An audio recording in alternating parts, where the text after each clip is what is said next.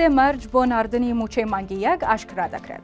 بۆ چارەسەرکردنی گرفتی مووچەی مووچەخۆرانی هەرێمی کوردستان وەزیری دارایی عێراق ژمارەیەک داواکاری ڕوبەڕووی شاندی هەرێم کردوتەوە و سەرچاوەیەک دەڵێت بە سێ مەرجی تەوتین و تەرازوی پێداچوونەوە و داهاتی ناوخۆ مووچەڕەوانە دەکرێت. ماڵپەڕی بەغداد اليۆمی عێراقی لە زاری سەرچاوەیەکی ئاگادارەوە بڵاوی کردوتەوە تەیب سامی وەزیری دارایی عێراق بە شاندی هەرێمی کوردستانی ڕاگەیاندووە. هەوڵ بۆ چارەسەری گرفتەکان دەدەین و مووچەی مانگی کانونی دووەمی 2025 ئەم مانگە دەنێرین. بەڵام ئێوەش پێویستە پابەندی داواکاریەکانی وەزارەتی دارایی بن لە کاتی دیاریکراودا. هەروەها 150 داهات ڕەوانەی دامەزراوە فیدراڵیەکان بکەن. باوتەی سەرچاوەکە تەیب سامی داواشی لە شاندەکە کردووە کە پێویستە تەرازوی پێداچوونەوەی مانگانە لە کاتی دیاریکراوی خۆیدا بنێرن. دەستیش بکەن با تەوتینی مووچەی فەرمانبەران دەبێت UPN هەموو مووچەخۆرێکیش تایبەت بەخۆی هەبێت. ئەوانەشی بایۆمەتری و UPN یان نییە مووچەیان پێنادرێت.